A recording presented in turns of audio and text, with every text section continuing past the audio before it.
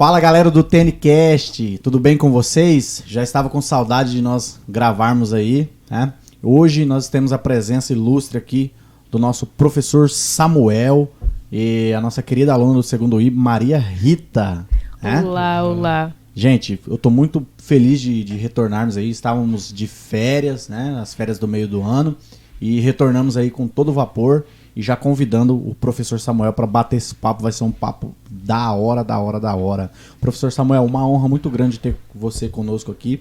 Não só aqui, mas eu enriqueço muito quando eu bato papo com você fora das lentes ali, na sala dos professores. A gente entra em umas discussões muito boas, assim, eu aprendo muito.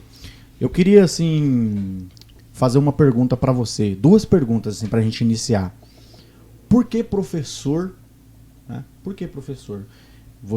Por que você escolheu essa profissão? E eu queria que você respondesse também por que não professor para essa geração?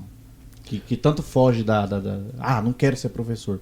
Por que professor no seu caso? E falar pra gente aqui, e por que não professor? Sim. Primeiramente, boa tarde, né? Ao professor Rodrigo, à digníssima aluna aqui, Maria Rita. Dizer que é um imenso prazer, né? E, aliás, eu já ansiava por este convite, né?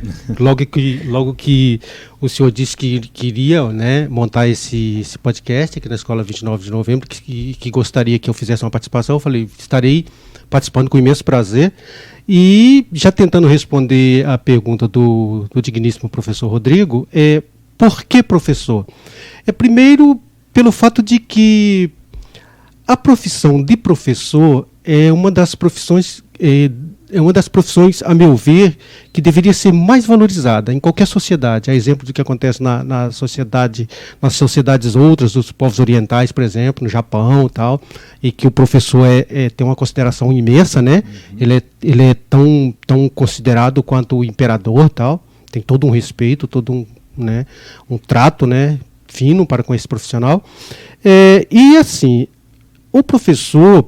No meu caso, veio muito a calhar pelo fato de que eu sempre gostei, de certa forma, de estar dialogando com as pessoas, de estar, de certa forma, trabalhando no sentido de ver, principalmente o fator direito. Eu vou explicar por quê. Por exemplo, eu sempre sonhei, desde muito pequeno, com a profissão de professor. Eu gostava, me espelhava nos meus professores, eu gostava muito de me espelhar nos meus professores e nas minhas professoras. E também, uma coisa com a qual eu sonhei muito também, ainda bem jovem, ainda criança, apesar de não ter tantas condições para tal, condições, digo, econômicas, né? Eu sonhava muito com a faculdade de medicina. Eu gostaria de ter me formado médico. E também me formado advogado, que também consegui já depois de 34 anos de idade, né? Mais de 34 anos de idade, consegui também me tornar advogado, que era um dos meus sonhos, né? Porque, assim, bem rapidinho, então, para concluir, tentar responder toda a pergunta do professor, eu não estou me sentindo muito à vontade, mas depois aos poucos eu vou... Sinta-se como se estivéssemos na praça ali, tomando um tereré. Aos poucos eu vou me acostumando com a ideia. Estou meio nervoso, tal, mas assim... eu sonhava muito com a faculdade de Direito também. Eu tinha muita vontade de fazer a faculdade de Direito.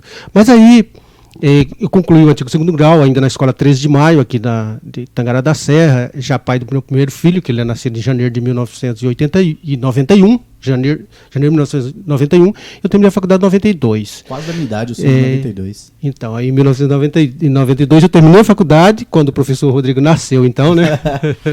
E aí... Você deu aula para minha mãe, não tô querendo chamar de velho não, professor. Aí fui professor também da mãe do professor Rodrigo, tal. E assim, aí... Peguei umas aulas, né? Concluí o segundo grau. Naquela oportunidade faltavam muito professores. Eu peguei umas aulas, né? Eu sempre tive uma certa facilidade na área de linguagens, né? Aí peguei umas aulas, tal, na escola Pedro Bertaiano, em 1993. E aí gostei, né? Tive aquela experiência inicial, gostei muito. Aí trabalhei em 1993, 1994 e 1995 como professor contratado. Inclusive, um contrato de 1994 adentrou o ano de 1995. E aí eu tive o imenso prazer de conhecer o professor José Nelson Froelich, que é um professor já aposentado, e ele me disse, olha, você tem a obrigação de fazer a faculdade de letras. Você precisa fazer a faculdade de letras, você precisa se tornar professor de fato e de direito, e você precisa fazer a faculdade e tentar um concurso público para você vir trabalhar efetivamente conosco. Aí foi o que aconteceu. Eu fiz a faculdade de letras de 96 99, logo concluí no final de 99, agosto de 99, de sorte que em outubro de 99 mesmo tivemos o concurso público e eu me inscrevi, fiz o concurso público, passei e me tornei professor. Profissão esta da qual eu nunca me arrependi, e eu sempre digo o seguinte, quando as pessoas perguntam: Samuel Guimarães, o que o senhor é? Eu falo: eu sou professor e advogado. A pessoa fala: não, eu sou advogado e professor. Eu falo: não, eu sou professor e advogado. Eu tenho muito mais orgulho em ser professor do que ser advogado. Você fez direito depois, né? Eu fiz direito depois. A faculdade de direito eu fiz entre 2002 e 2007. E me tornei advogado a partir de junho de 2009. Desde então, de junho de 2009 por diante, eu também advogo em várias áreas também. Uau. Massa. E a outra pergunta que eu fiz é: por que não, professor? Por que não ser professor? Até para ela. Né? Aí nós adentramos inclusive aqui em parte da cartilha, né? Eu fiz questão de trazer a cartilha da campanha salarial, né? Do nosso sindicato, do Sintep Mato Grosso. E aí, assim, por que não, professor? Para a nossa juventude hoje, para os alunos e alunas que porventura vão estar assistindo esse podcast, a gente pergunta o seguinte: por que não, professor? Na realidade, o que nós precisamos é batalhar para que nós sejamos valorizados de forma efetiva, em todos os aspectos. Né? Na questão da facilitação de mecanismos, né?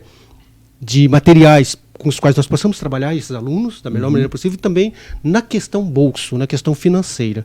Porque quando nós discutimos no estado de Mato Grosso, a partir das leis que formam a nossa LOPEB, né, a nossa Lei Orgânica dos Profissionais de Educação Básica do Estado de Mato Grosso, a LOPEB-MT, ali nós temos a Lei Complementar 49/98, a Lei Complementar 50/98, nós temos a Lei Complementar 7040 de 98.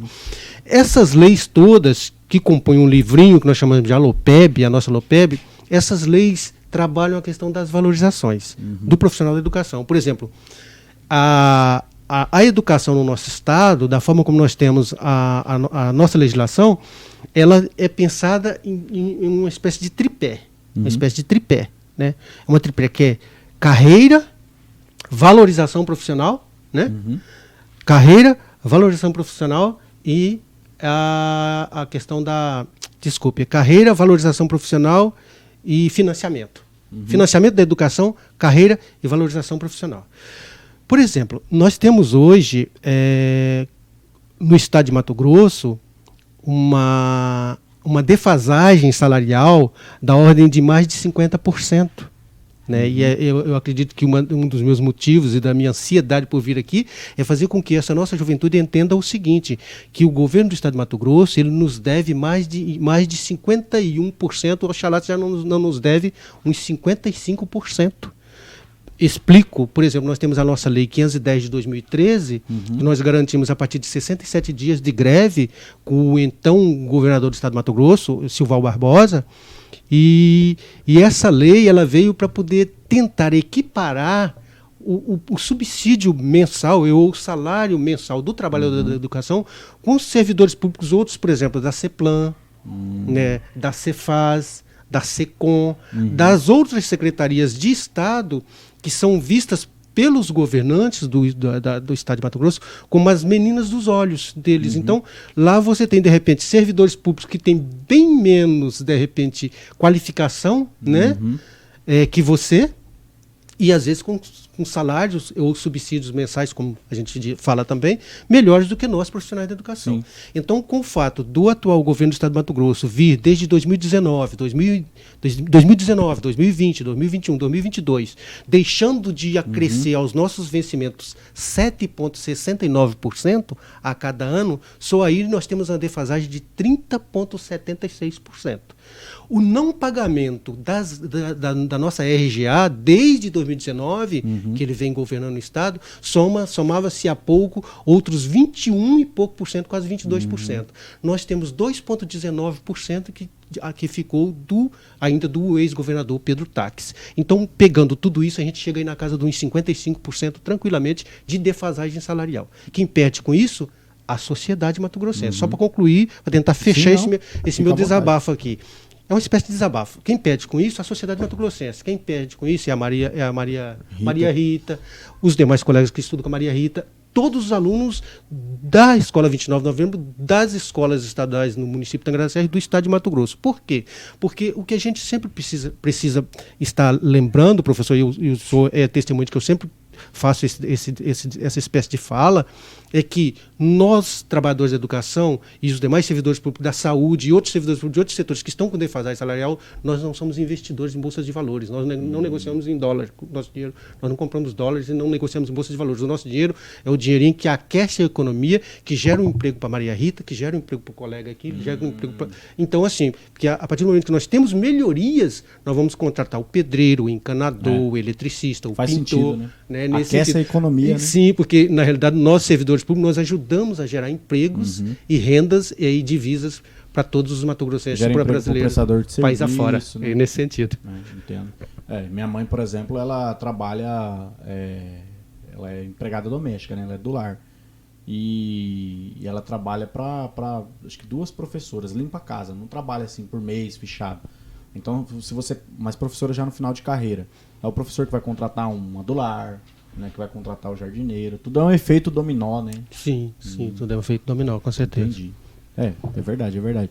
Traduzindo, o porquê que a galera não quer escolher essa profissão, eu acho que a primeira barreira é a barreira salarial, né? E a questão da carreira também, né? Apesar de que boa parte dessa nossa juventude aqui do estado de Mato Grosso, ela não tem a percepção do todo.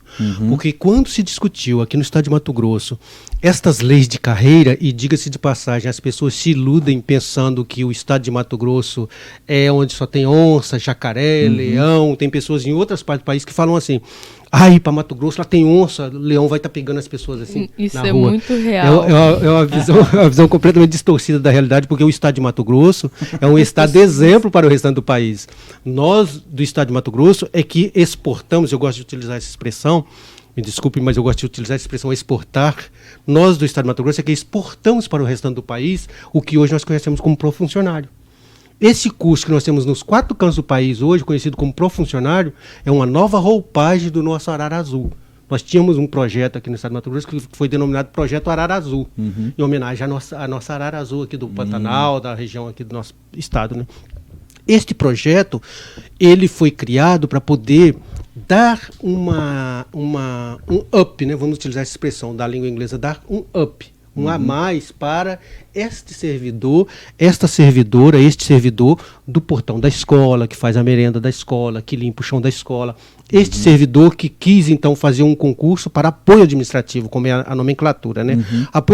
Apoio administrativo. O porteiro ou a porteira, né? A pessoa que vigia ou a vigia, como a gente falava antes, a pessoa que faz a limpeza, né?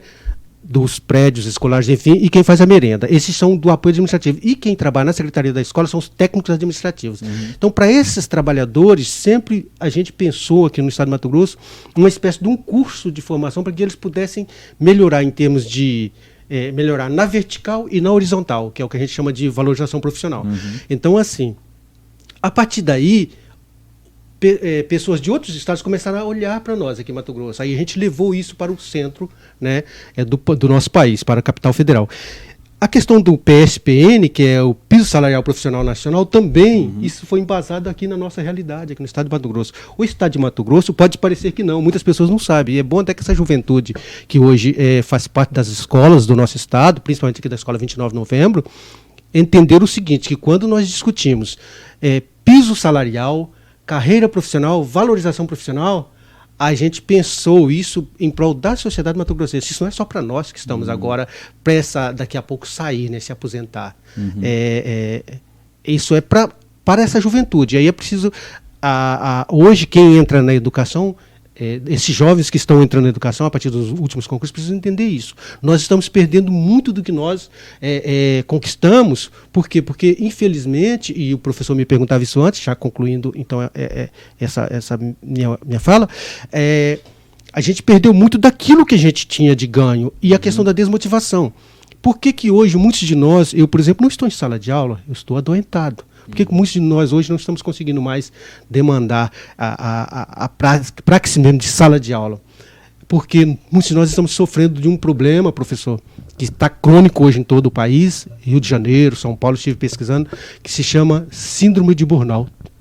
Nós estamos sendo acometidos da síndrome de burnout, ou no popular, a famosa síndrome da desistência. Muitos de nós estamos iniciando a educação já desistindo, já desanimado, não queremos saber de enfrentamento, não queremos saber de ouvir falar em sindicato. Infelizmente, a gente pensa que o sindicato é o nosso inimigo, é o nosso maior inimigo, a gente não vê que, de repente, é o governo que deixa de cumprir as leis. Né? Então, por exemplo, hoje temos muitos profissionais da educação que estão sofrendo com o problema da síndrome de burnout. Nós temos profissionais da segurança pública e, por incrível que pareça, acredito os senhores, da saúde. São esses 3 profissionais de serviços públicos, da educação, da segurança pública e da saúde. E são centenas aos milhares. Quando não, passando por problemas, igual tem sido o meu caso, de depressão, ansiedade, e aí, junto a tudo isso, fica uma situação complicada. Entendo. Depois de mais de 20 anos de sala de aula. O que tu acha de tudo isso, Maria Rita? Eu tô analisando aqui. Tá desligado o seu aí? Vê aí. Peraí. Tá ligado. Só chegar mais perto. Eu acho que não é nada fácil ser professor mesmo. Porque você tá ali e você, de certa forma, é vulnerável. Principalmente para essa geração que parece não se importar muito. Eu vejo isso, eu olho ao redor em sala de aula e parece que não tem empatia. E eu queria saber o que mudou desde quando você começou a dar aula até hoje. O que você percebeu de mudança em sala? Eu percebo muito falha dos... Eu percebo muito... assim, às vezes as pessoas podem até não me entenderem, porque a gente comentava hoje, né, professor, na sala dos professores, a questão com o professor Joaci também a gente comentava, a questão de como que as pessoas interpretam as falas, né, de outrem. De repente, a maneira como vocês que aqui se encontram vão interpretar a minha fala pode ser de uma forma, outras pessoas podem interpretar de outra forma. Eu tenho muita preocupação com a análise do discurso. Eu sempre tive preocupação com a famosa análise do discurso. Como que a pessoa vai analisar o meu discurso? Mas como eu não fujo à luta, eu gosto de ser muito estilo Marcelo D2, né? Papo reto. Eu gosto muito de versar. Gosto muito de versar na versos de músicas também. Talvez aí a gente vai tentar trabalhar também nesse sentido. Mas assim, a falha primeira, não adianta, às vezes a gente quer fugir dessa realidade, dessa verdade, mas a falha primeira é dos pais e os responsáveis. A meu ver, é essa. A falha primeira é dos pais e os responsáveis. Mas por que, professor Samuel, que o senhor fala isso? Por exemplo, eu tenho 2 filhos. O meu filho mais velho, ele está com 31 anos, vai para 32 anos de idade.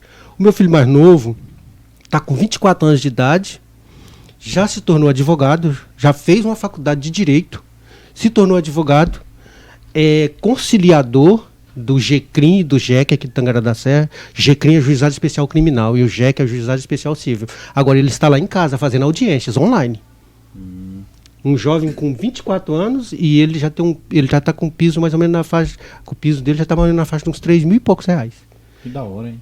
E outra coisa, ele não trabalha todos os dias. Ele trabalha durante a semana, ele tem audiência, às vezes, igual hoje é quarta-feira, teve audiência ontem, tem audiência hoje, às vezes da manhã por diante a gente já não tem audiências, às vezes são 2 tardes, quer dizer, 2 dias, de manhã são as audiências do Juizado Especial Criminal e à tarde as audiências do Juizado Especial Civil. Né? Então, assim, mas é filho de professor. As pessoas sempre têm essa mania, mas é filho de professor. Provavelmente o professor o tempo todo se dedicando, dando aulas para ele. Quem dera se eu pudesse ter tido tempo de me dedicar aos meus filhos. Enquanto isso eu estava estudando, eu estava correndo, eu estava batalhando. Eu não tive tempo para me dedicar aos meus filhos. Eu desconheço, nem me lembro às vezes, para ser sincero, que eu peguei o material de escola do meu filho e vamos aqui ajudando ele. A mãe deles às vezes um pouquinho tal, porque às vezes ficava mais em casa com eles, mas assim, sempre aquela questão.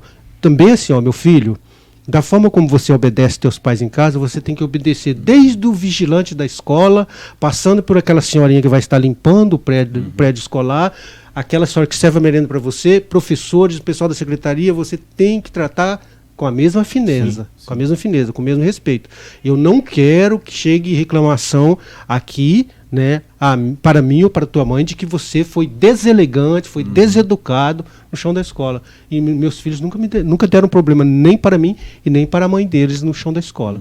Então, assim, é muita questão da educação. Mas questão de bater, surrar, tal, eu também nunca fui de bater em meus filhos. E das poucas vezes que eu bati em meus filhos, doeu mais em mim do que neles, para ser sincero. Parece que quando eu tinha que chegar a bater mesmo, a dar uma surra em um filho meu, parece que me doía muito mais em mim do que neles. Eu sempre fui muito de diálogo, eu sempre gostei do diálogo. Apesar de que eu apanhei muito, que eu era muito travesso, era muito traqueiro. Eu era da geração que apanhava quase todo dia, e parece que quando não apanhava durante o dia, pedia para apanhar à noite. A minha mãe batia quase todos os dias. Você é da geração acordava, lavava o zóio, e quando vai dormir só lava o pé e taca. Vai lavar o pé pra dormir, menina. Aí quando acordar, vai lavar o zóio. Nunca tomava banho. Então, eu não sei se consegui. Então, bem isso. Eu não sei se eu consegui me fazer entender, Maria Rita, mas eu vejo assim: as pessoas querem fugir de uma responsabilidade que são dos pais. Se os pais abandonaram, que ficou pra tia, ficou pro tio, ficou pra avó, enfim, alguma pessoa se tornou responsável por esse aluno, por essa aluna, por essa criança, por esse pré-adolescente, por esse adolescente, por esse jovem. Então, assim, esta pessoa tem que entender o seguinte, que educador de primeiro plano é pai e mãe e o responsável. Depois, o professor, apesar de que nos chamam de educadores, é uma nomenclatura que eu não gosto muito, eu nunca gostei muito de me chamar de educador. Né? Nunca gostei muito dessa história de falar, vocês educadores, vocês trabalhadores. Tudo bem, vocês trabalhadores da educação, vocês educadores, vocês trabalhadores da educação, vocês trabalhadores em educação, vai lá. Mas assim, quando fala assim, você é um educador. Sabe, é típico aquela situação que já me deixa meio pouco pesado. Eu percebo que é muito peso para as minhas costas. Porque se não der certo, é você que não educou certo. Né? Porque professor é uma coisa, agora educador é outra completamente diferente. E o educador por excelência é o pai. A educadora por excelência, a mãe. Ou ele, ou ela, ou aquela pessoa que ficou responsável por essa criança, por esse pré-adolescente ou por esse adolescente. Agora, nós do estado de Mato Grosso, a nossa juventude, porque ela não conhece o que nós temos em termos de legislação que briga para termos uma educação pública, laica, de qualidade e que tenha valorização profissional, que haja valorização da nossa carreira e que nós tenhamos continuemos brigando para que não desrespeitem essas nossas legislações. Essa é a grande verdade. Valorização. Você, Maria Rita, falou de algo muito que eu percebo também, muito importante assim, de ser tocado nesse assunto, que é a empatia. E é verdade, eu noto isso, a falta de empatia dos alunos para com a escola, para com o professor. Empatia e também a indiferença, tanto faz. Né? Assim, eu percebo que não são todos, claro, né? Mas os alunos estão naquela condição de tanto faz. Aí você perguntou, né, o que mudou, e você falou família. E a família é fundamental, por quê? Eu estava vendo o município de Tangará da Serra, a partir do ano que vem, vai começar a pegar berçário. Em algumas creches vai ter período integral. Sim. Aí, olha só, Maria Rita, o filho vai nascer, com 6 meses ele vai dar para o Estado o filho e pegar com 17. Quando você for pegar seu filho lá no terceiro ano do ensino médio, você nem sabe quem ele é mais.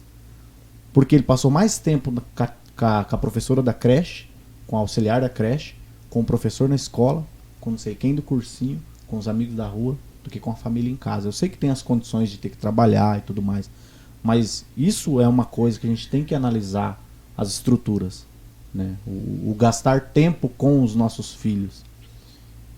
Será que os seus pais, os pais dessa geração, estão gastando tempo com os filhos?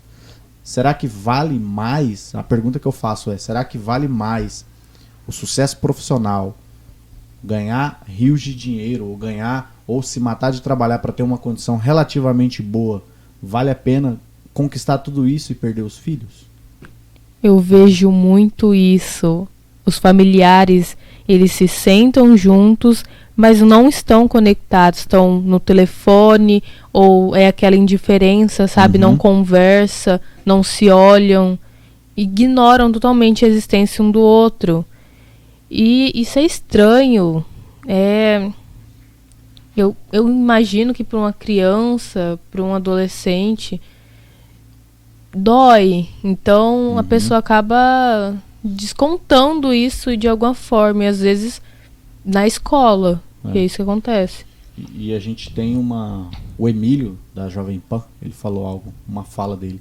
Ele falou assim: o suicídio social vai vir através das redes sociais. Por quê?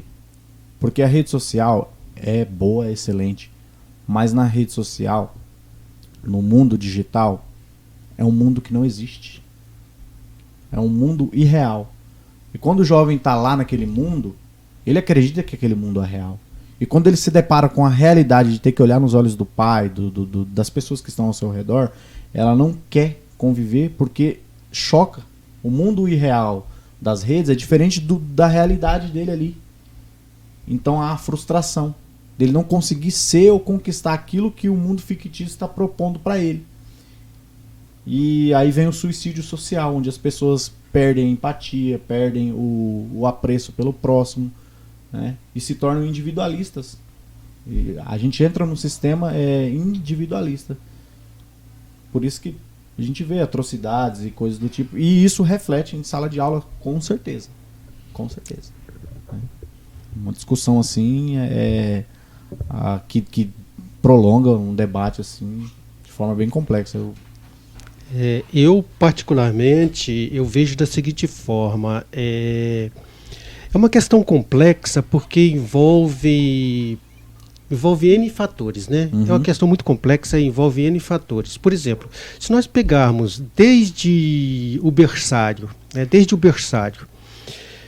pais e mães, de fato, comprometidas, e aí às vezes eu brinco, parece que deveríamos ter curso de formação para ver se a pessoa tinha ou tem vocação para ser pai, tinha ou tem vocação para ser mãe. Porque ser pai e mãe, né, naquele momento ali e tal, e aí que vem a questão, né, do entrelace, a concepção deste ou desta filha, isso aí não é, né? É um bicho de sete cabeças, né? Convenhamos, não é um bicho de sete cabeças. Agora, depois que dos 9 meses, né? Ou às vezes alguns nascem com menos 9 meses, enfim, mas enfim. Depois que essa criança, né, vem à luz, depois que essa mãe dá à luz a essa criança, é que a coisa complica. Porque você educar não é tão fácil assim. E nesse momento, então, muito mais difícil. Porque o que os pais estão fazendo?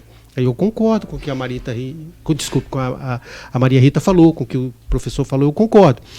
O que está se fazendo? Está se fazendo o seguinte: está se pegando e utilizando hoje o celular como se fazia há décadas atrás, que nós tínhamos a televisão, como a babá eletrônica. Como a babá eletrônica. Tem muitos pais que a criança ainda na mais tenra idade está dando o celular de presente para a criança. O smartphone, o celular, enfim. Isso tablet. É perigoso. É tablet e tal. E aí, o que acontece?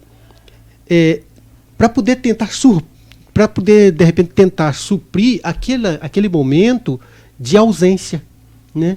E aí, às vezes, essa criança ela fica exposta a estar vendo tudo e qualquer coisa, às vezes, principalmente quando esse aparelho, de repente, tem acesso à internet. Né? E essa criança, às vezes, ela vai formando uma espécie de perfil complicado, né? E aí é o seguinte: quando a gente fala, por exemplo, da questão de outros povos, a exemplo dos japoneses e outros povos, que aí o professor falou dessa ideia de repente, já pegar a criança na mais tenra idade e levar para a creche, né? E aí o município fornecer essa espécie de berçário, e aí vai ficar essa criança... Não tô falando que é ruim, né? Sim, benéficas, mas precisam trabalhar. Aí vai ficar essa criança até uma certa idade, tal, né? Porque os pais precisam trabalhar. É uma excelente ideia. Aliás, pela legislação brasileira,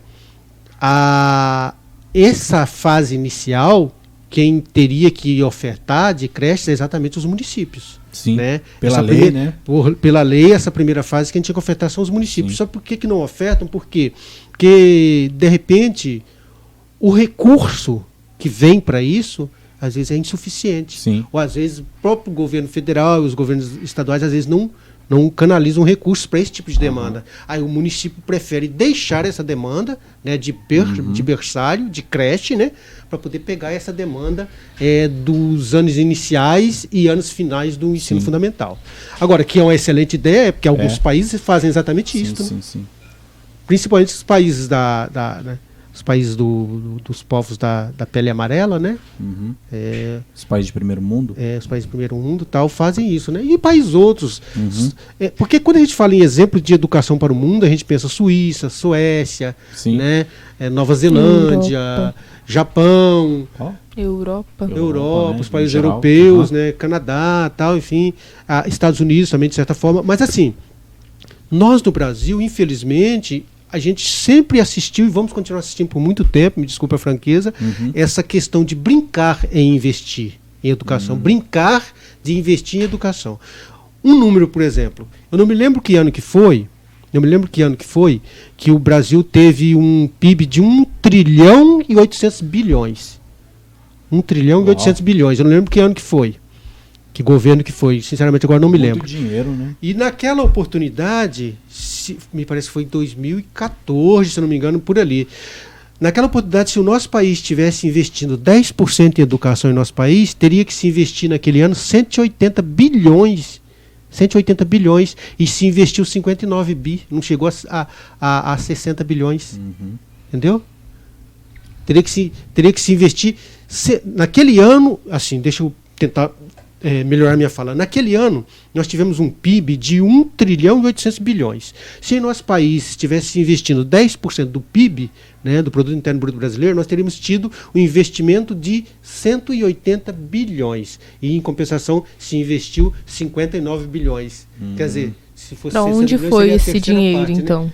Né? Então, assim, a questão é que, como nós estávamos vivendo em um país, né, em que não se investia, salvo engano até hoje também não se investe, sequer 5% do produto interno bruto. E o pouco educação, que investe mal, né? Investe mal, há desvio de finalidade, desvio de recursos, né? E essa que é a questão.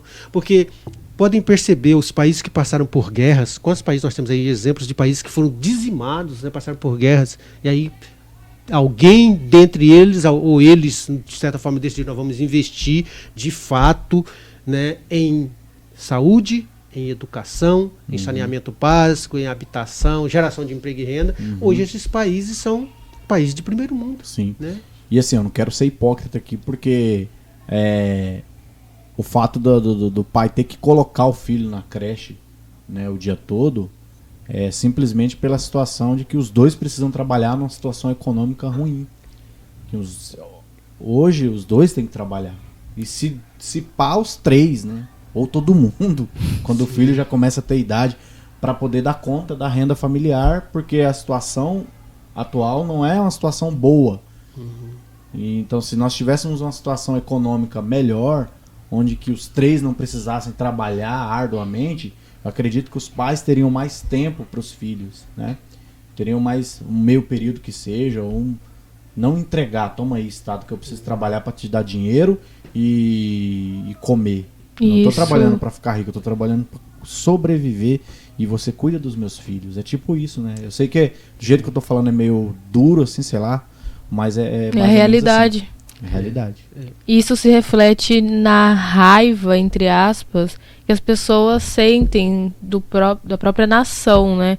Porque as pessoas que ganham um pouco mais de dinheiro, elas vão querer sair do Brasil. E mesmo as pessoas que estão aqui, uma grande parte não valoriza, não vê o Brasil como orgulho, não sente orgulho.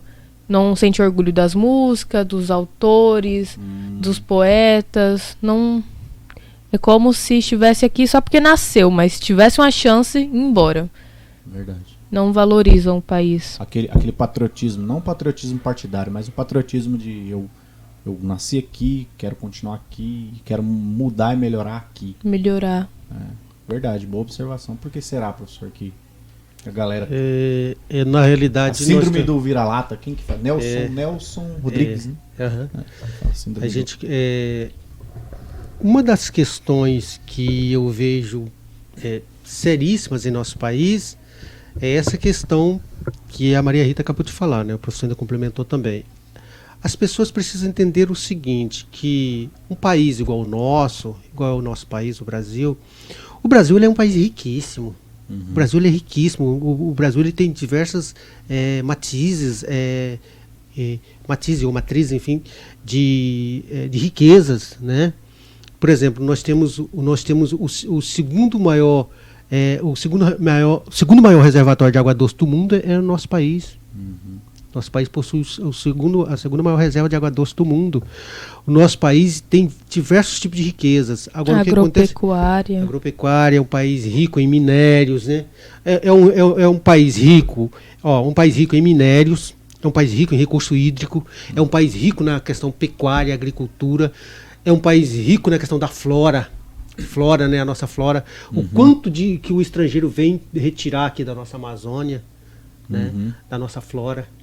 Riquíssimo na questão da fauna. Então, assim, o país é um país que, igualmente se falava na época da ditadura militar, o Brasil é o país do futuro. E, de fato, eles não cometiam uma falha quando eles falavam isso. O Brasil é, de fato, o país do futuro. Só que o que acontece? Nós, enquanto povo brasileiro, principalmente essa nossa juventude, precisa entender o seguinte, que é aquilo que eu sempre falava em sala de aula, no período que eu ainda estava conseguindo trabalhar algumas aulas, eu dizia o seguinte, a gente precisa entender que nem tudo vem de graça. Aliás, não existe almoço grátis, nem jantar grátis. Nada é gratuito. Uhum. Para tudo na vida você precisa pagar um preço. Até as vacinas? Sim, para tudo na vida você precisa pagar um preço. Vai ter que pagar essas vacinas aí, professor? Sim. Nós, sociedade, vamos pagar de alguma forma, né? De algum jeito a gente vai pagar. De algum jeito a gente paga. Mas assim, quando eu me decidi, por exemplo, estudar, levar a sério o estudo, eu tinha pouca idade ainda. Uhum. E eu percebi o seguinte, eu vou ter que tentar vencer de alguma forma pelos estudos. Porque eu não vou ter condições de seguir aquilo que era a carreira do meu pai, lavrador. Uhum. Né? E a minha mãe sempre foi do lar, doméstica, quando nós falamos, né? Profissão doméstica ou do lar. E meu pai, lavrador. Lavrador daquele que lavrava a terra, como se dizia antigamente. Era no enxadão, na enxada, machado, foice. Aquela espécie de uma serra que um pegava de um lado, outro pegava do outro, quando ia derrubar uma árvore maior, né? Que um pega de um lado, outro pega do outro. Não sei se vocês já viram aquela serra. Puxa pra lá, puxa pra cá, pra poder derrubar. Naquela época não tinha essa questão do motosserra, essas questões todas. E assim, eu sou o segundo de uma irmandade de 10. Nós somos em 10. 10 filhos, sendo 8 homens e 2 mulheres.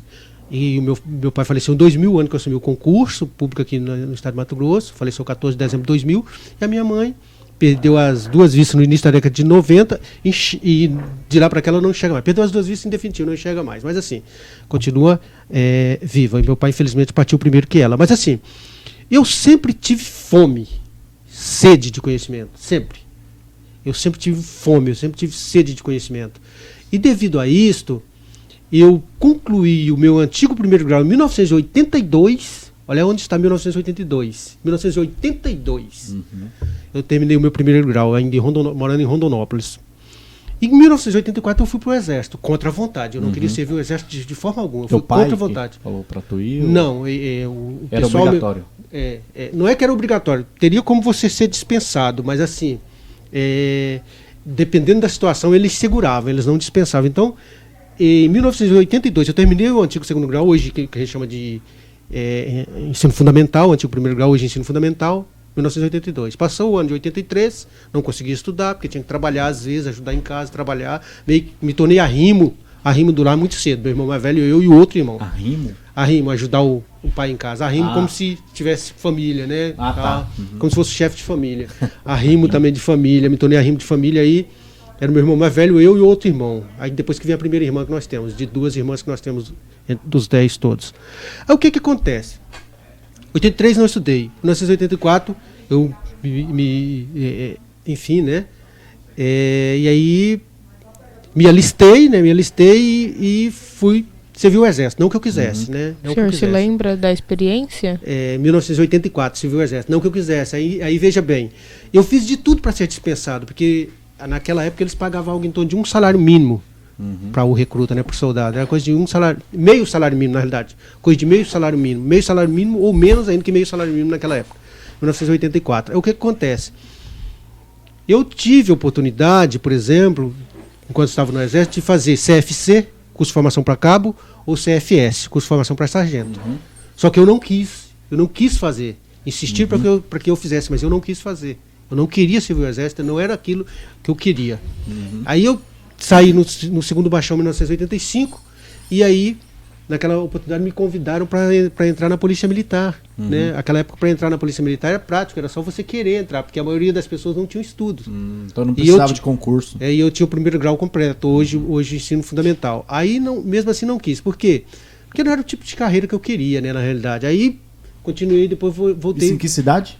Em Rondonópolis. Rondonópolis. Aí voltei, hora estudava, hora tinha que desistir, não conseguia estudar, hora não dava para conciliar trabalho com estudo, desistia e ia trabalhar. Aí quando foi em 1989, quando eu vim para Tangará da Serra, eu estava no segundo ano do antigo 2º grau, hoje ensino médio, que é o que a Maria Rita e muitos jovens aqui cursam, né? Ensino médio. Aí eu fui para a escola 13 de maio. Aí nessa altura do campeonato eu cheguei, eu estava namorando, me casei em 27 de julho de 1990, e aí reprovei o 2º ano em 90, na 13 de maio, aí fui em 91, fiz o 2º ano de novo, aí em 93 fiz o 3º ano do antigo 2º grau. Já pai do meu primeiro filho, que é de 1991. Mas assim, mesmo quando eu não estava tendo condições de estudar, que eu desistia para poder trabalhar e ajudar em casa, na despesa do lar, ajudar meu pai juntamente com meu irmão mais velho e o outro irmão após mim, eu sempre sonhava com estudar, eu sempre tinha aquela fome, aquela sede de conhecimento. Eu falava, eu vou estudar e eu quero vencer pelo estudo. Um dia eu quero ser alguém na vida, alguém assim. Eu cheguei a ser, agora a esse ponto, a ser esse alguém através do estudo. Sim. Aí foi quando eu fiz as duas faculdades de letras depois, já pai do primeiro filho. Terminei a primeira faculdade já com o segundo filho, que o segundo filho é de 98. O primeiro filho é de 91, o segundo filho é de 98. Eu terminei a faculdade, eu fiz a primeira faculdade de 96 a 99. E aí, o que acontece? A gente precisa entender o seguinte, não há nada gratuito, não há nada de graça. Para tudo na vida a gente precisa pagar um preço. Sim. Agora, eu preciso ver se esses nossos jovens querem pagar um preço. E continuo dizendo, a profissão de professor é uma excelente profissão. Sim. A gente só precisa entender o seguinte, que a gente precisa brigar para manter o que a gente tem em termos de legislação. E se no estado de Mato Grosso nós estivéssemos tendo o cumprimento da nossa legislação, podem ter certeza, professor, é só o senhor pensar o seguinte, se o senhor tem R$5.000 hoje de salário, agora a partir desse ano, o senhor já teria 7.500. 7.500. O aumento do salário do senhor teria no mínimo 2.500 em cima desses 5. Entendi. Então é o seguinte, é o que a gente fala, o professor hoje que está recebendo R$6.000, se ele tivesse sido garantido pelo atual governante toda a nossa política salarial que está garantida em lei, esse professor na realidade de 5 estava com 7.500, de 6 estava com 9, né? Porque aumentaria mais 3 no mínimo. Entendi. Agora, a carreira de trabalhador da educação é uma carreira boa, independente de se no apoio administrativo, técnico administrativo ou professor. Porque no caso do apoio administrativo, técnico administrativo, também tem o pró-funcionário, que é o nosso antigo Ararazu, aqui de Mato Grosso. Entendi. Vai perguntar? Professor, como que foi sua infância, assim? Era isso que eu estava pensando. Eu estava pensando uma lembrança de infância, um cheiro, uma comida, que lembre algo nostálgico. De infância. Ah, sim. Quando nós morávamos na roça, e naquela época os nossos pais tinham muitas criações, né? E então, assim, não nos faltava carne, por exemplo. Carne, peixe, a gente foi criado na beira do Rio Areia, né? Rio Areia, que é um rio que passa entre Rondonópolis e Guiratinga, né? Passa também quando você vai de Cuiabá para Rondonópolis, ele cruza ali para quem vai próximo da entrada para São Lourenço de Fátima, uma cidade com o nome de São Lourenço de Fátima. Enquanto a gente morava na roça, para ser bem sincero com vocês, a gente não teve nenhuma dificuldade com relação à alimentação. Porque tinha muita fartura, né? Tinha as criações, nossos pais plantavam batata doce, mandioca, quiabo, jiló, tudo que você pensar, nossos pais cultivavam tomate, né, tal. E aí também naquela época, eu acho interessante que naquela época as pessoas faziam aqueles chiqueiros no rio. Não é chiqueiro que fala, não sei se é bem esse chiqueiro, é o nome que diz hoje, eu não me lembro bem o nome, mas para pegar o peixe. Tipo, pega tipo uma rede, mas não, feito de madeira mesmo. Vai na beira do rio, faz de madeira mesmo, fazia de madeira mesmo, tipo, e com a tábua, né? Uma tábua grande que ela fica armada. À tardezinha, à noite, tu vai lá e ergue e arma, ela fica erguida, bem grande. Os peixes vão entrando e aí fica lá amarrado mandioca, amarra milho, os peixes descamam milho, né? Os peixes de couro, às vezes eles gostam de mandioca, alguma outra coisa assim, o pessoal amarrava. E aí eles vinham e começavam a comer até pesar e puxar. Aí aquele negócio desarmava. Igual uma arapuca. Mas naquela época não sei se chamava de chiqueiro para pegar peixe ou algo mais ou menos assim. Aí fechava e ficava um monte de peixe dentro do cercado. Aí eles ficavam batendo assim e tal. Quando chegava no dia de manhã que ia ver, tava tudo, né? Mostrando assim para poder. Tava tudo molhado, né? De tantos peixes bater. Aí chegava com aquela peneira grande para poder pegar, né? Os peixes, para tirar lá de dentro. Pegava muito peixe, né? Assim. E os rios bons de peixe também, pescar, né? Com anzol mesmo, com linhada, enfim. Mas assim, aí vocês estão perguntando como que foi a minha infância. Aí isso, eu nasci em 1965, né? Nasci em 1965. Em 1974 nós fomos para a cidade. Saímos da roça e agora vem para Rondonópolis, para a cidade. Fomos morar numa vila lá, o nome de Vila Nova Aurora. Vila Nova Aurora faz divisa com a Vila Jardim, tem o Rio Ararial, tal, Rio Vermelho. E naquela época muito bons de peixe também esses rios na cidade. Aí a gente passou uma certa dificuldade na cidade, porque o nosso pai não tinha profissão, né? Ele era lavrador, ele não tinha profissão. Aí, o que ele fazia? Para conseguir nos sustentar, ele voltava lá onde tinha vendido as terras, conversou com o pessoal lá, para buscar aquele palmito doce, aquela tal de gariroba, que fala aquele palmito amargo. Que ele gueiroba, né? Gueiroba. E o palmito doce, que ele buscava e colocava nos sacos de linha, de estopa, e pedia para nós entregarmos, nós os filhos mais velhos, levarmos nos hotéis, né? Nos hotéis, nas pensões, nos restaurantes. E aí depois ele passava lá pegando dinheiro, porque nós éramos muito ingênuos, muito inocentes, muito bobinhos, né? Vindo da roça para a cidade. Ele tratava com o pessoal da seguinte forma, os meninos vão passar entregando os palmitos, enfim, os produtos, aí depois eu passo para pegar o dinheiro. Não dê dinheiro na mão deles não, que eles são muito bobinhos, e os outros moleques tomam deles na rua. E de fato tomava mesmo, que a gente era inocente, era ingênuo, chegado da roça na cidade. Da roça. Mas assim, na cidade mesmo, a gente passou muita necessidade, a gente passou muita dificuldade. Até vocês começarem a trabalhar. A gente passou muita dificuldade, porque nós éramos de uma meia dúzia para mais, né? Éramos Nossa, realmente. E aí a gente passou muita dificuldade. E é igual eu sempre falo, e por incrível que pareça, eu não tenho vergonha de falar isso. Eu tenho orgulho de dizer que fui à escola descalço.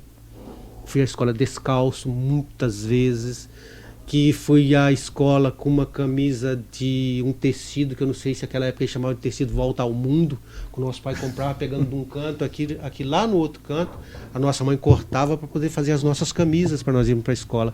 E naquela época a camiseta da escola era vendida.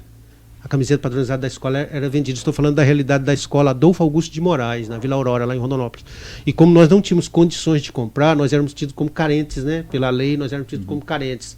Né, não tínhamos dinheiro, aí a escola doava aquele bolso que as nossas mães, eu falo porque tinha as outras mães lá da vila onde a gente morava, né, as nossas mães pegavam e costuravam aquele bolso nessa camisa, né, um tecido branco com emblema, com aquela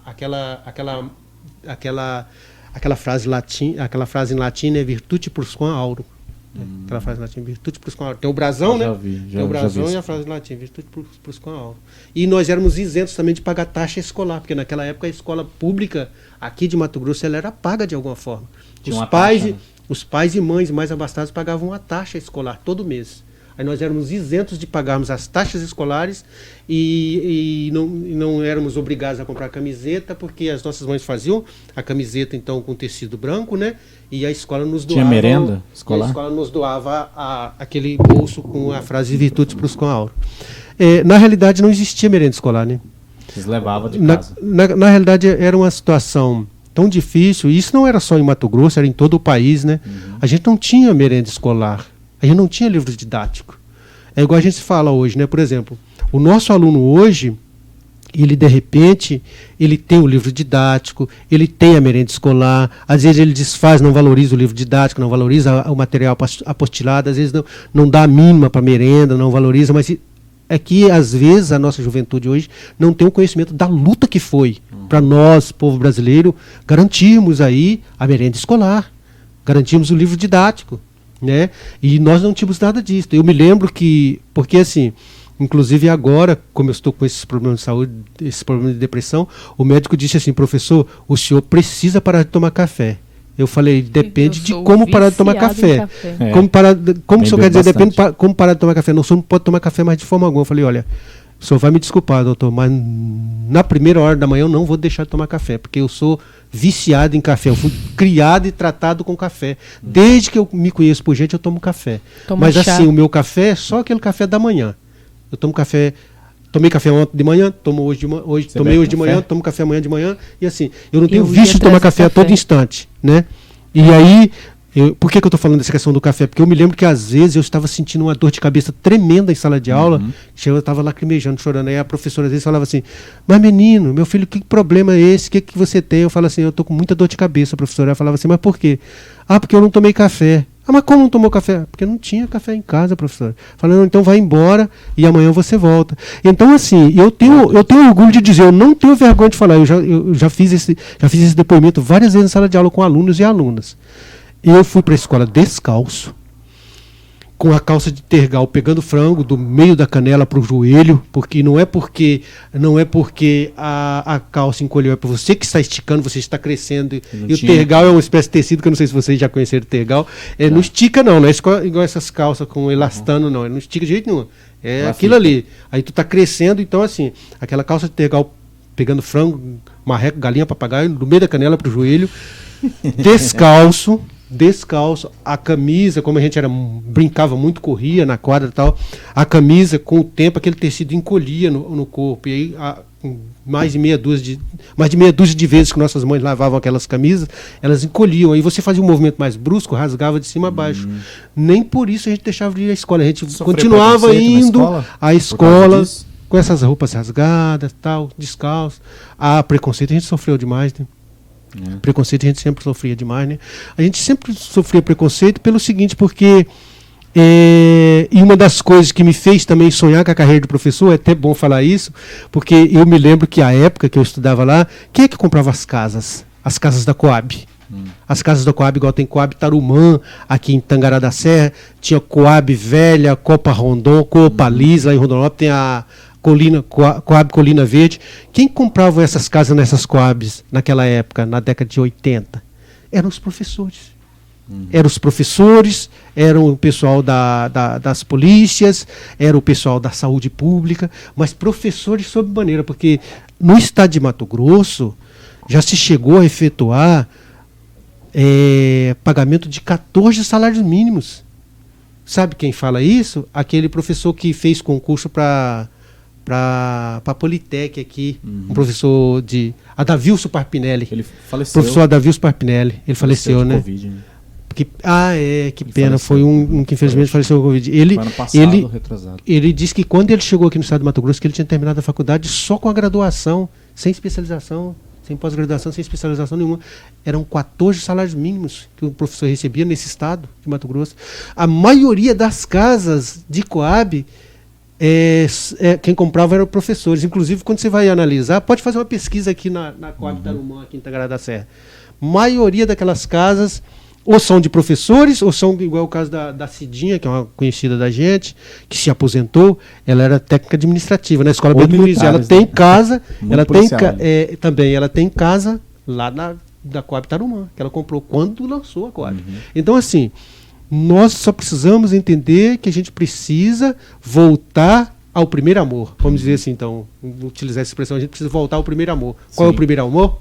É brigar para que, independente de quem estiver governando o nosso Estado, eu não estou falando cor de político partidário, não, gente, por favor.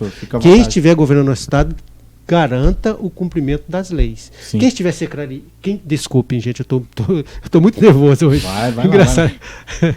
Eu já participei. Tá indo bem, professor, tá top. Igualmente eu falei com o professor Rodrigo, eu já participei de alguns programas de entrevista nas rádios Tangará, Rádio Pioneira, já participei alguma vez em estúdio de televisão e tal. Mas assim, hoje eu estou atropelando um pouco as coisas aqui. Eu falei, faz muito tempo, uma das últimas vezes que eu participei desse tipo de de bate-papo assim, remonta a 2012 ainda, né? 2012, tem uns 10 anos no mínimo. 2010, mais ou menos, 2011. Mas assim, vamos lá, deixa eu tentar concluir aqui então. Sim. O que a nossa juventude precisa perceber? É o seguinte, não adianta ficar atrelado à questão do celular, já que agora há pouco o professor falou da questão do celular, até para tentar complementar isso aí. O que eu estou percebendo? O professor é testemunha, eu já falei na sala dos professores aqui da escola umas 3 ou 4 vezes. Nós temos, infelizmente, hoje, uma juventude que está viciada no celular. Nós temos alguns que, sinceramente, gente, assim como existe vício em cigarro, vício em bebida alcoólica, vício em drogas lícitas ou ilícitas, vício em café. Mas assim... É uma salva aqui, um adolescente que toma café. Esses meninos bebem suco quando acordam. Mas assim, Coca-Cola. Mas assim, essa questão do celular hoje está um problema seríssimo nas salas de aula. A pouca experiência que eu tive esse ano, de apenas um bimestre em sala de aula, já meio na marra, mas assim, de anos anteriores, eu estou percebendo o seguinte: infelizmente, alguns dos nossos jovens, das nossas jovens, eles estão se deixando dominar pelo aparelho celular. Eles não estão conseguindo se desligar, desvencilhar do aparelho celular. E aí não tem aula de língua portuguesa, não tem aula de matemática, não tem aula de biologia, de história, não tem nada. Eles querem saber só de ficarem vidrados ali o tempo todo. Isso vai trazer esse prejuízo que o professor estava falando. Suicídio social. Esse suicídio social. E aí, assim, já que nós comentamos sobre isso, já concluindo aqui, o que eu estou percebendo muito hoje também é o seguinte: assim como a gente teve muito, eu passei por isso, acredito que o professor também passou por isso, a gente chegou a sonhar em ser jogador de futebol. Quem é que não chegou a sonhar em ser jogador de futebol? Né? Então, hoje o que nós estamos tendo? Nós estamos tendo a famosa figura do youtuber, né? Youtuber, como é que estão falando influencer. Agora? O influencer. A famosa figura do youtuber, do influencer. E o que as pessoas precisam entender? Tudo bem que nós temos hoje muitas pessoas que estão ganhando dinheiro com essa questão da influencer. Só que não sei se há espaço para todos. De uma forma desesperada, às vezes. Isso, não sei se há espaço para todos. É a minoria, né? Não é tipo cada 10, 9 consegue. É cada um em 1 milhão, eu acho, que consegue viver assim. Quando o meu telefone, eu deixei ele na frente de casa, ele foi roubado, eu fiquei uns 6 meses sem telefone. Isso foi no começo da pandemia. E pra mim foi incrível. Eu fiquei triste, né? Mas eu fui vivendo a minha vida e eu não sentia mais a necessidade do telefone. E quando eu peguei de volta, eu consegui um telefone novo, eu olhei pra ele e falei, tá bom, e agora? E agora? Dá pra viver sem, né? Assim, ou usar menos. Isso aqui é minha outra vida, é quem eu deveria ser. É estranho. É verdade. E a tecnologia acaba manipulando. Tem estudos em algumas escolas de países de primeiro mundo, não sei se no Brasil já tem isso, eu vi isso em algumas entrevistas. Os caras estão entendendo que não é a tecnologia necessariamente que vai melhorar a educação. Tem algumas escolas que eles não usam celulares, nem computadores, nada voltado à tecnologia, à rede digital. Mas é uma educação totalmente voltada para a prática, onde o aluno vai para a horta, vai para uma culinária, vai para uma pintura, para um artesanato. E eles têm conseguido índices assim incríveis, porque eles entenderam que eles tinham errado. Vamos investir em tecnologia, porque o jovem é digital, nascidos digitais, então vamos mudar a educação. E eles tentaram mudar a educação e viram que não deu certo. Então eles voltaram às práticas antigas, aos métodos antigos da escola prática, de tocar, ensinar o aluno a fazer um bolo, fazer uma torta, pintar um muro, cuidar de um jardim, fazer um artesanato. E eles estão percebendo que esse modelo de educação tem dado certo. Tem um estudo que diz que o QI antes era crescente, né? Os pais tinham um QI um pouco mais baixo, os filhos um QI um pouco mais alto, os netos mais alto ainda. Só que essa geração está tendendo ao contrário. Estudos dizem que o QI tende a baixar nas próximas gerações. Os pais vão ter QI mais alto e os filhos QI mais baixo. Então isso demonstra que a tecnologia não necessariamente... É um problema, não é um problema. Não necessariamente vai tornar as pessoas mais inteligentes, né? Um QI mais elevado. Porque ela fica focada numa coisa só. O guri fica ali o dia todo rolando o Reels do Instagram com coisas fúteis e irrelevantes. Então ele não está aprendendo nada, né? Ele não está ali para buscar o conhecimento, ele está ali perdendo tempo com futilidade, né? Na realidade é o seguinte, se você for analisar mais detidamente, mais friamente essa situação aí, você pode perceber o seguinte: com o advento da internet e agora com a facilitação do acesso à internet, as pessoas, infelizmente, elas não pegaram o bom da internet, porque tem muita coisa boa na internet. Sim. Assim, o que me deixa assim... nós estamos na internet aqui. Exatamente. Aulas online também é bom para aprender. O que me deixa assim entristecido com a questão do acesso da nossa população à internet é o seguinte: é exatamente por esse fator. Muitos, e principalmente dos nossos jovens, né, porque a gente está falando principalmente para a nossa juventude, para os nossos alunos e alunas, muitos e muitas ficam perdendo tempo com futilidades, igual o professor falou, com futilidades. E hoje você consegue ter acesso a conhecimentos infinitos, imensos conhecimentos que foram deixados aí, né, pelo homem desde o primórdio da humanidade, para nós, né, na atualidade, e às vezes se fica perdendo tempo com futilidades. E para complementar aquilo que o professor falava há pouco, antes que eu me esqueça, por que os melhores resultados dessas provas de avaliação que nós temos no nosso país, por que os melhores resultados sempre são de escolas de alunos lá do Norte e Nordeste brasileiro? Escolas de pau a pique, inclusive. Muitas escolas que você, quando você vê, né, que aparece, sai na mídia, com as melhores, né, vamos utilizar notas, isso, as melhores notas, as melhores cabeças, os melhores cérebros estão em estados do Norte e Nordeste brasileiros. E às vezes de escolas assim que não tem essa tecnologia e que preferem a moda antiga, igual o professor falou, preferem a coisa tradicional, a moda antiga. Tocar. Eles, porque eu, por exemplo, a forma como eu fui educado, né, desde o berço até adentrar a escola, né, passar então agora a fazer parte daqueles e daquelas, né, felizados, os agraciados por ter agora um espaço em um banco escolar, e a moda antiga, por óbvio, né, porque eu já vou fazer 60 anos de idade, esse ano eu fiz 57 anos de idade, já estou indo para o 6.0, né, como a gente gosta de utilizar popularmente.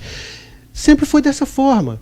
Todos nós fomos muito educados à moda antiga. Agora, por exemplo, não é porque eu fui educado à moda antiga que eu não vou tentar utilizar essa tecnologia nas minhas aulas. Principalmente no meu caso, que sou da área de linguagem, às vezes com um pouco mais de facilidade. Um pouco mais difícil para quem é da área de exatas e tal. Mas assim, o que eu quero tentar contemplar aqui é essa fala do professor. Não adianta nós nos apegarmos a tudo que tem aí de tecnologia e tentar fazer, através dessa tecnologia, que este jovem, esta jovem tenha interesse por continuar estudando, por não evadir-se da escola, permanecer estudando, por querer estudar, ter fome de aprendizagem, ter sede de aprendizagem. Como eu sempre fui assim, sempre quis fazer dos meus filhos isto. Falando para eles, olha, primeiro que a gente já sofre uma certa discriminação, não adianta dizer, nós já sofremos uma certa discriminação por sermos afrodescendentes. Já de entrada, por sermos afrodescendentes, afro-brasileiros, pobres, né? Em termos materiais, riquezas materiais, a gente já de entrada já sofre um certo preconceito, uma certa discriminação, a gente já não é bem visto e nem bem quisto, né? Já não é com aqueles muitos bons olhares que a gente recebe. E segundo o seguinte, que se a gente não tentar entender que sem a questão da educação, num país que valoriza o ter muito mais que o ser, aí é que você não avança mesmo, né? Não é à toa que a gente vê, por exemplo, que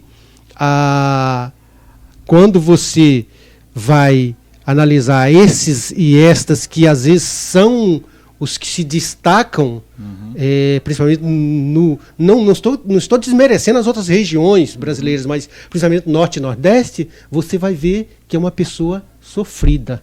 Uma pessoa sofrida, uma pessoa que levou uma vida sempre de dificuldade, que nunca teve regalias. E a pessoa sempre ela pensando o seguinte: eu sei que eu tenho condições, eu sei que eu também posso vencer. Eu vou ter muito mais dificuldade, sim, mas eu também vou trilhar esse caminho. Professor, assim, eu queria que isso aqui durasse 3, 4 horas, mas a gente tem uma questão de espaço também pro Sim. YouTube, né? Sim. Para até engajamento. Eu assisto podcast de 4 horas. Né? Eu assisti outro dia um podcast de 5 horas. Assisto de 4, de 3, eu assisto todo mundo. Né? Eu vi o Lula, eu vi o Bolsonaro nos podcasts, assisti de direita e de esquerda, eu gosto de assistir tudo. Mas pra gente fechar o assunto aqui, eu queria fazer 2 perguntas. Eu não sei se a Maria Rita tem alguma pergunta de cunho político pro professor. Seria bem pertinente também, se quiser perguntar alguma coisa política. A pergunta que eu vou fazer é a pergunta que a gente sempre faz no final, né? Sim. Pro entrevistado. Você quer perguntar, Maria Rita, alguma coisa relacionada à política que você tem Não, dúvida? pode fazer Pode a ir? pergunta. Uhum. Então, tranquilo. Professor, se você pudesse jantar com 3 pessoas, vivas ou mortas, quem seriam essas pessoas e o porquê? Essa pergunta eu gosto. Eu percebi que as pessoas respondem mais a galera da família, né? Não sei se é da família, porque da família...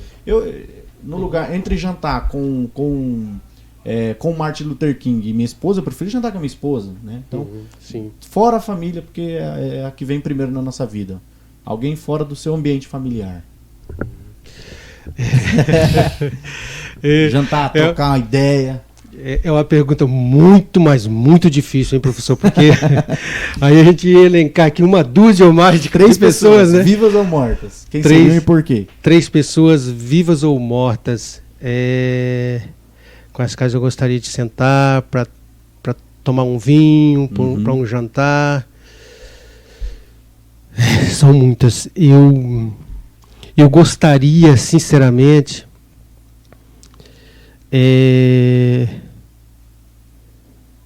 de sentar para jantar e conversar com...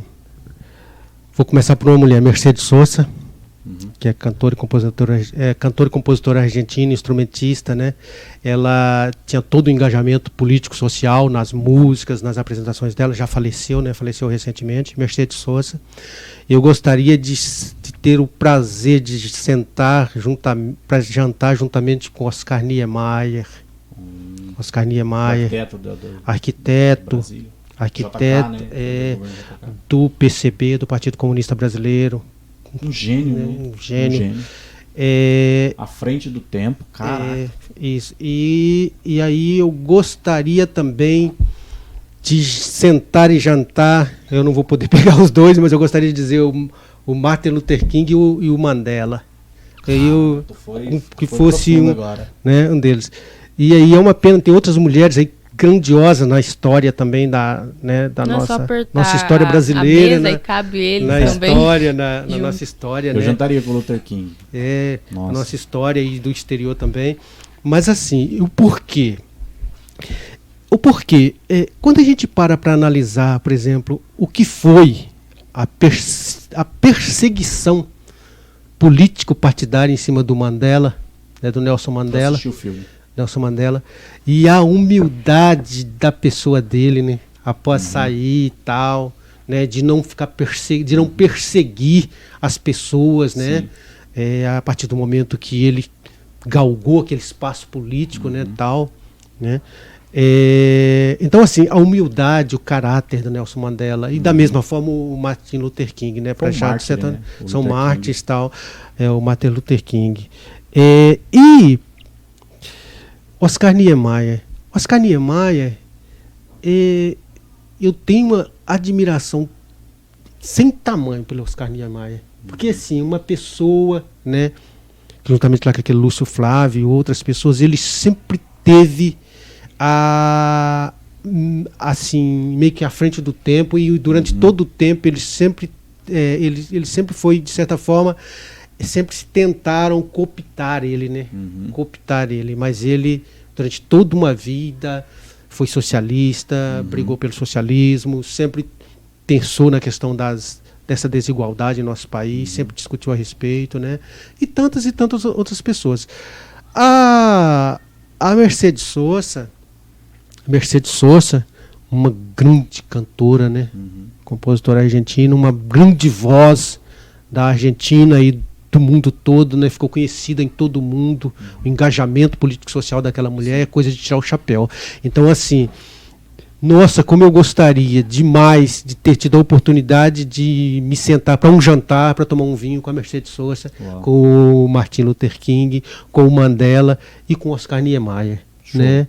E aí, é claro que como são só 3, não tem como eu colocar. Isso diz muito sobre você e seu propósito de vida, né? O professor Pedro falou isso pra gente. Cara, essa pergunta, ela fala muito sobre a nossa identidade.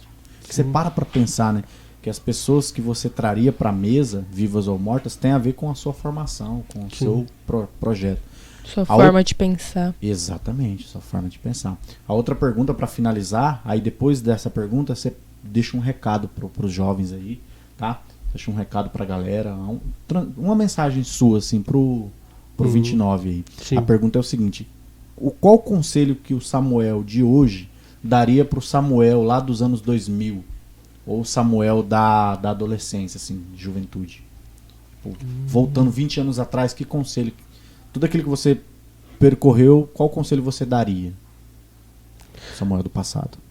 O conselho que eu hoje daria para o Samuel do passado, pensando ali de meados da década de 90, não, muito mais, final da década de 80 para trás, e até talvez chegando a meados da década de 90, é para que o Samuel daquela oportunidade tivesse sido um pouco menos exigente com ele mesmo.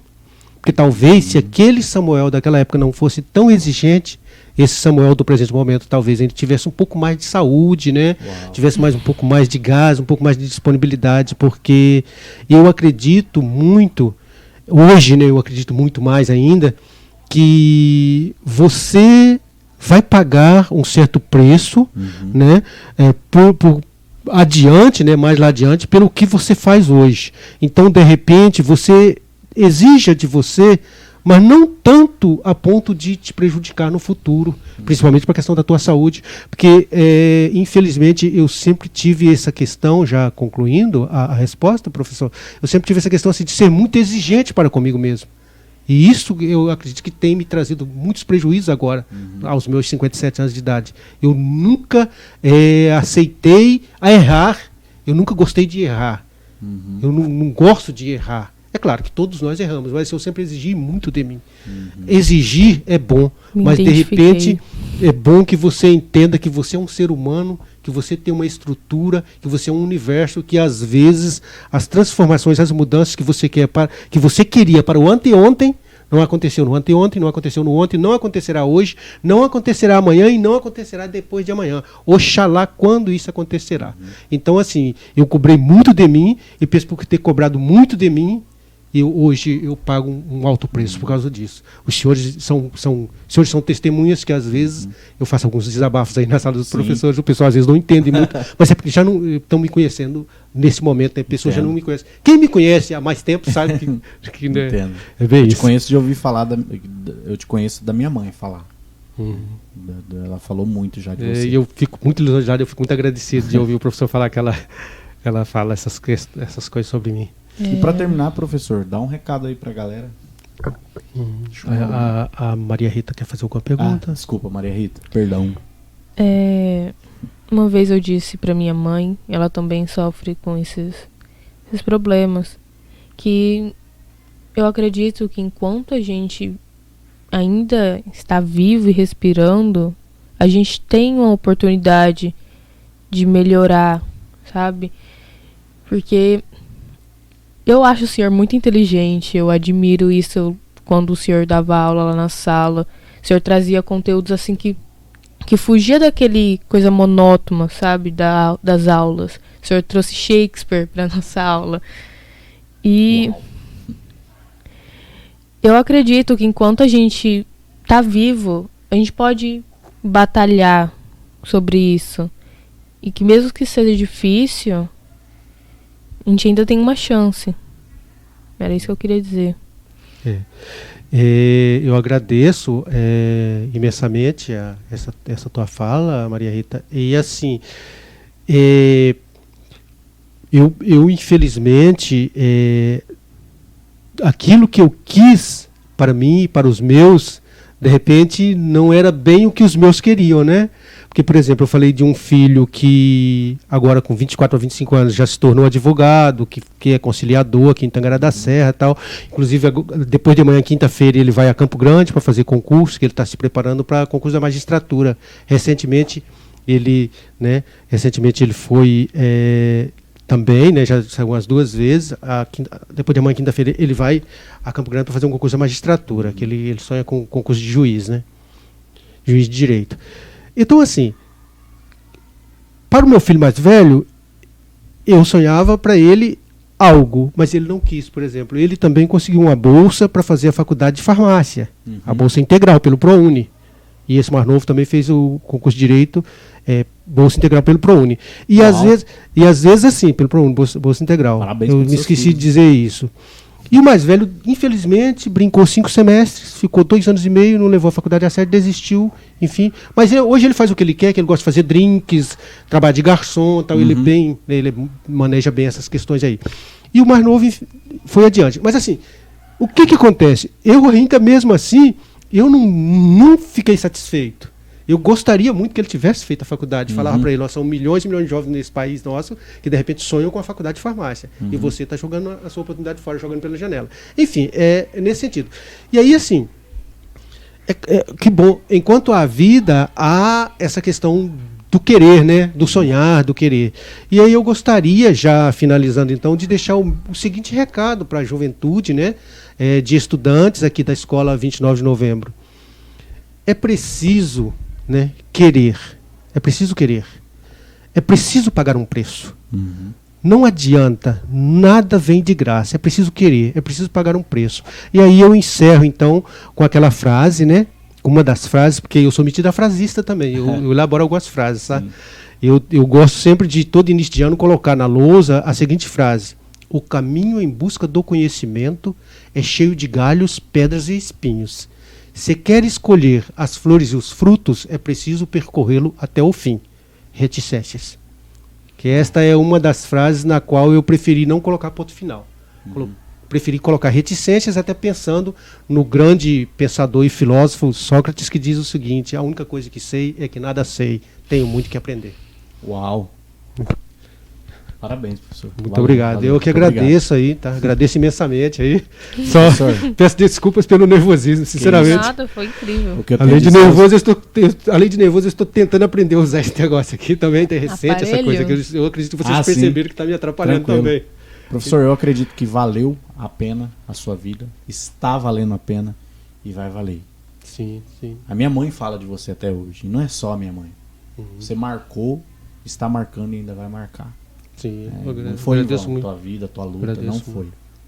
Pode ter certeza que valeu a pena. E é isso aí, galera. Muito obrigado, professor Samuel. Obrigado, Maria Rita. O nosso poeta Portugal, né? Nosso poeta português, Fernando Pessoa, tem a poesia dele que fala, né, sobre os que morreram tentando atravessar o mar de Portugal, né? Dá tempo para citar rapidinho? Dá, vamos lá. Fernando Pessoa, assim, eu gosto de falar mais ou menos assim, parafraseando Caetano Veloso, né? Parafraseando Caetano Veloso, eu gosto do Pessoa na pessoa, né? Fernando Pessoa, em Mar Português: ó mar português, quanto do teu sal são lágrimas de Portugal. Por te atravessares, muitas mães perderam seus maridos, muitas mulheres perderam seus maridos, muitas mães perderam seus filhos e muitas noivas ficaram por casar. Quem quer atravessar o cabo do Bojador tem que passar além da dor. Valeu a pena? Tudo vale a pena se a alma não é pequena. Você, jovem, leve a sério que os teus pais falam. Você tem o melhor calçado, a melhor calça jeans, a camiseta padronizada da escola, você tem o livro didático, você tem a apostila, você tem a mochila, você tem tudo. Tem o celular, os seus momentos de lazer. Então leve o estudo a sério. O estudo vale a pena, tudo vale a pena se a alma não é pequena. E o estudo é uma das maiores riquezas que os teus pais, o responsável por vocês, deixarão de herança para vocês. A maior e melhor herança é o conhecimento, é o estudo. Muito obrigado. Eu agradeço imensamente por vocês terem me Eu que agradeço. Eu agradeço imensamente vocês terem me professor. convidado e estamos aí. E terá outras oportunidades. Muito pode ter obrigado, certeza. obrigado mesmo. Gente, inscreva-se no canal, siga a gente no Instagram, beleza? Um beijo no coração e até a próxima.